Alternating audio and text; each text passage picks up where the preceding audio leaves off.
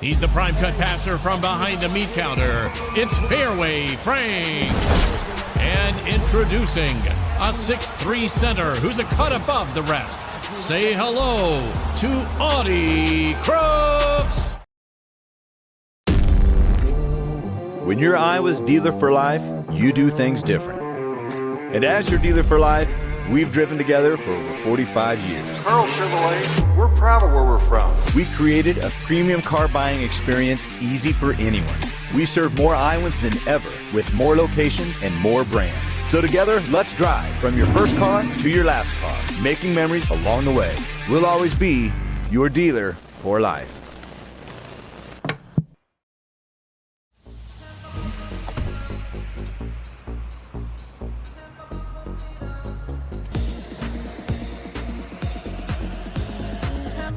Cyclone fans know it's worth the hype. Unleaded 88 is cheaper, cleaner, and greener than regular unleaded. Plus, it's renewable and grown by farmers, making Unleaded 88 the clear choice at the pump and totally worth the hype. Pump it up with Unleaded 88. What is going on? Welcome to Pregame here from Orlando at Camping World Stadium, Iowa State and Miami getting ready to go at it. The old Pop-Tarts Bowl. We are going to bring in Rob Gray here in a minute, and we really need to talk about the opt-out situation as we're watching warm-ups right now. There's been a ton of rumors flying around Orlando for the past 24 hours regarding both teams, and we'll keep you updated on that as much as we know coming up. I do want to thank all of our sponsors who have presented pregame for us all season long, starting with our friends Fairway Meat and Grocery, my buddies over at Centurion Stone of Iowa, the McFarland Clinic, Drs. Greenwald and Dr. Warmy. You can see them down there on the sideline right now. Hey, fellas. And the Aer Lingus College Football Classic, the next big road trip for Iowa State football coming up in August, Iowa State versus Kansas State. Highly encourage you to consider that one, as that's going to be a blast, and it'll be here before we know it. All right, Iowa State and Miami. I'm going to bring in Rob Gray, who's somewhere behind me in the press box here, as we've been on opt-out watch. So here's the situation as I'm watching warm-ups currently for Iowa State. Rocco Beck going deep to Carson Brown for the air touchdown. Obviously, we're keeping an eye on Jaden Higgins, and we are keeping an eye on Darian Porter. Jalen Knowles already confirmed that he would play in this game. Higgins and Porter both warming up. Now, we had heard some rumors about the potential availability of those two young men heading into this one. And just because they're warming up, Rob, doesn't mean they will play in the football game. But from an Iowa State standpoint, just to see them out there moving around, I mean, it looks like business as usual for both of these guys. So we'll leave it at that. I mean, we can only report what they tell us and what we can see with our own eyes, and that's what I'm looking at right now. This is on the Miami side. We started to get some information last night about Ward, the quarterback, potentially not playing the entire game. He is warming up. We expected that. And then the wide receiver, Restrepo, we had heard that he was, that had been a deal where he kind of made a comment to the media a couple weeks ago that he didn't think he would play, or he didn't know if he was going to play, something like that. So we're kind of just keeping an eye on all of this stuff right now. And again, just because guys are warming up doesn't necessarily mean anything in these bowl games, as these coaches are always kind of, navigating around this whole situation. So what's your thoughts? You got any thoughts on all this? Yeah, the gamesmanship, right? Everybody's going to play. Everybody's all in. And I don't know if it fools anybody. I think teams probably have contingency plans. They look at guys who are likely draft picks, like a Restrepo, like a Higgins, like a Porter, and say, and the other guys on the Miami side, and go, I'll bet they don't go. Now, we'll see. Like you said, it didn't say anything about warm-up, say anything to see them in warm-ups, but I think back to Breece Hall. He came out on the field the last bowl game that he had already indicated, he already declared that he was not going to play. So it would be kind of strange for them to just kind of not ever say they weren't going to play and then go all the way through warm-ups, but we've seen everything. So we'll see how that plays out. But I'd be really surprised about Restrepo. But again, if it's not reported that he says he's going to sit out, you got to operate on the assumption that he's going to play.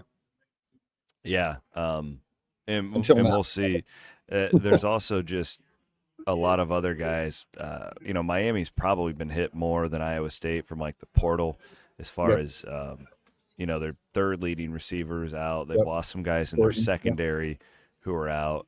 Iowa State really just playing without Tyler Onyedem on the defensive end. So a couple other notes on that front. Yep. Cale Brazina is out there, and I've heard that he's full go at linebacker today for Iowa State, so he'll be back. Also, Caleb Bacon is out. Ben Bramer is out. That was one who he played in the Big 12 championship game after coming back from an injury in that Texas Tech game or whenever that game was, and he is out. So he must have just brushed it back a little bit too much, or they thought like, okay, this game's really just a glorified exhibition. There's no point in risking any further injury. Get to the offseason. The other one, and I don't know if he's going to play or not, but Jalen Jackson, who had some legal issues here recently, is on the field warming up as well. I assumed he wouldn't play. I don't know how they've dealt with that. But just I think that's all the notes we have for Iowa State. Am I missing anything? I don't think so. And I would, side note on the Bramer thing, I felt like he was almost a decoy in that Big 12 title game. He wasn't out very much. And then you didn't see him again the rest of the game. As I recall, like I could be misremembering, because these things tends to happen as we're still in crossover season for at least another 3.5 hours. And then portal, more than that. But real quick, yeah, that's that. I think that covers it from that side. Xavier Restrepo tweeted earlier that he's out. Okay. So he's not playing. He's not playing. He has confirmed that he's not playing. Thanks to one of our viewers. Yeah, he's out. He tweeted it and posted one of those like "Thank you, I love everybody, kumbaya" tweets.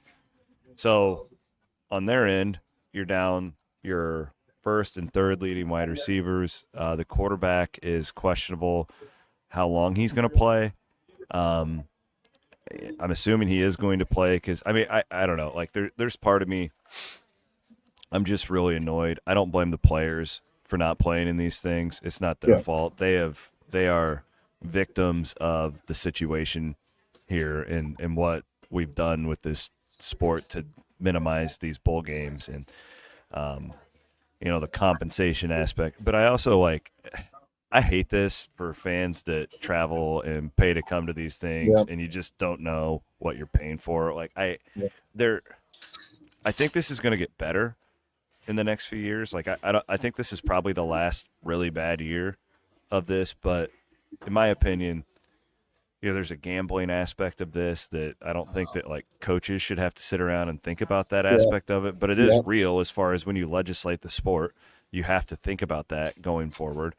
That I hope this is the last year that we've got to do this mental gymnastics on who's going to play in these games. I despise this aspect of bowl games. No, I completely agree. And again, just say well in advance, so we don't have the gamesmanship. Oh, maybe my guys are all in, and this and that, and maybe not all of them. Restrepo, I would have gladly reported he's not playing, but I had to report as if he is playing, even though I knew probably he wasn't playing. You know what I mean? You can't do it unless you know. Just make it up. You can't just say, "Oh, but he probably isn't," even though they haven't said anything. So that kind of makes us just. All we can do is report what we're told and the facts on the ground at the moment. And facts on the ground, of course, change apparently ever closer to game time. But I think as there's more rules involved with all this stuff and NIL and all that, there will be more, hey, you got to play in the bowl game too. And we'll see how that goes going forward, like you said. Well, I just think back to that press conference yesterday with Mario Cristobal about finishing the job, you're getting paid and all that stuff. And it's just funny. Iowa State left the field. The band is now on the field. So we'll have more updates when they come back out. It's like, how long do these teams want to keep this going? I feel like this is so stupid. I just want to talk about the football game, right? I hate this. Nonetheless, it's a three-ring circus. Oh, I hate it. I just hate it. There's part of me that thinks that, all right, whatever. Isn't it still going to be a high-scoring game? don't we still think a lot of points are scored, like regardless of I think could, so. like, let's say just in a weird world like Higgins doesn't play, Miami's defense still isn't very good, and Iowa Yep. State's Yep. defense still is terrible against the run. Like, Yep. aren't they Yeah. all going to score points anyways? That's kind of where I'm at. You would think so. I mean, unless and it's the thing from the fan aspect. And by the way, you were at the pep rally for a while, and I was too. Yeah. I was really almost floored by how many Iowa State fans were there. Totally. Especially A great based on crowd. how many were on my flights coming in and all that, and given all that they've already contributed. Talk about we will, but I mean Arlington. A lot of fans went there. A lot of fans went to Maui. A lot of fans are looking forward to going to Ireland. Maybe a deep run in the NCAA tournament this year. I mean, so a lot of money to be spent as a Cyclone fan, and I was really impressed by the size of the crowd there. But we could see guys like new guys pop, or maybe guys reemerge. I mean, Eli Green's still there. Maybe if Higgins doesn't play, we get a coming attractions. Hey, Yeah. he's still here, and he's going to make an impact. He's an 800-yard receiver coming in. Well, part of me just, and it's kind of too why I wish that we knew ahead of time on all these, because you can make the game more interesting too. Yep. Like do a piece on Overby, kid from Utah, Yep. right? Like Carson Brown. Yeah. Yeah, Carson. Like there are good stories and there are good players behind him, but when we spend all of our time like just, these coaches they lie to us all the time, and there's nothing we can do about it except call them out and nudge them, and they don't really care at the end of the day, and it's not their job. There's nothing to dictate to them that they should. This is why we need actual like injury reports and availabilities, and that's coming. That'll be a thing across the board. Maybe as soon as next year. I wouldn't be surprised to see Brett Yormark implement that in the offseason. I mean, I'm not gonna. I know you guys like want like a prediction. I'm not. I have no idea. Like this game, I don't know. How do I make a pick if I don't know if the quarterback is, playing, or Iowa State's best offense? We did have to make them. I picked Miami to win by like 7, I think, but I mean, I'm probably more confident in Iowa State at this point with what I'm watching on the field. Yep. Right. I mean, but then remember Arizona State. Their top receiver didn't play and they had their way. Now Scadaboo was the big reason for that, but Levitt's ability to run was better than any of us thought. He extended some drives for them that was huge too. And who knows? So they had guys do things that we don't know about. Right?